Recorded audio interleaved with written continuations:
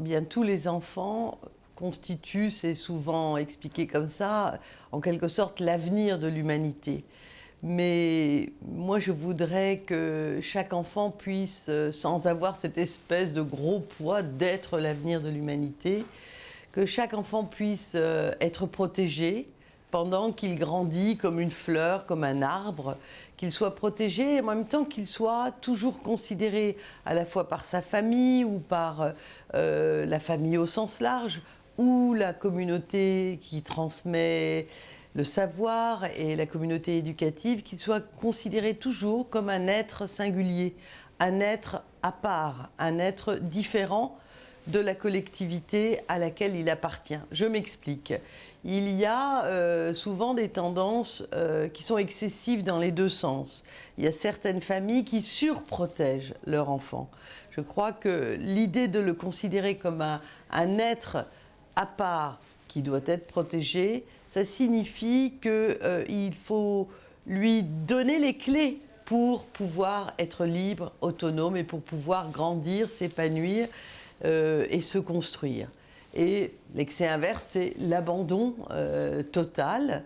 Et donc là aussi, le considérer comme un être singulier, un être différent de toutes les autres personnes, ça lui permettra, en le protégeant par d'autres que par ceux qui l'ont abandonné, de se construire, de s'épanouir, de grandir et d'avoir là aussi les clés pour sa maturité ensuite.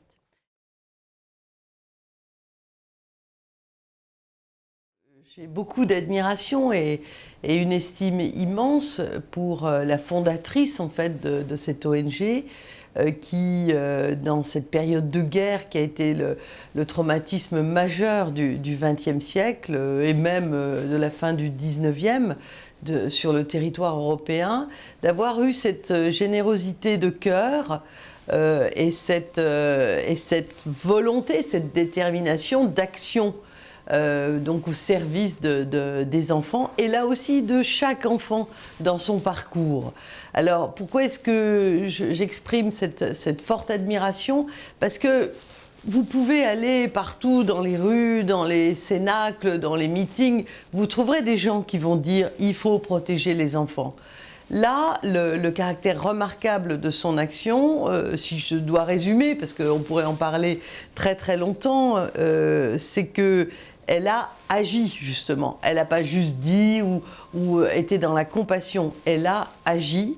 Et la deuxième chose qui est remarquable, c'est qu'aujourd'hui, ces convictions, ces valeurs profondes au service de l'épanouissement de chaque enfant dans son quotidien, dans son devenir. Dans son quotidien, c'est l'alimentation, c'est l'accès à l'école, l'accès aux soins, c'est le logement, c'est la préservation des violences, mais aussi dans son devenir, c'est aussi ce qu'il va permettre de le construire.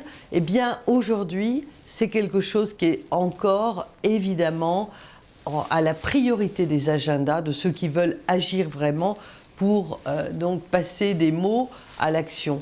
Et donc, ces deux facettes de l'œuvre magnifique de la fondatrice de Save the Children sont très présentes aujourd'hui parce que malheureusement aujourd'hui, il y a tant d'espace, à la fois en Europe où des violences sont faites à des enfants qui deviennent invisibles, ou une absence de soins à des enfants qui sont des mineurs, par exemple, non accompagnés, qui sont sur le territoire européen seuls, sans personne pour les protéger.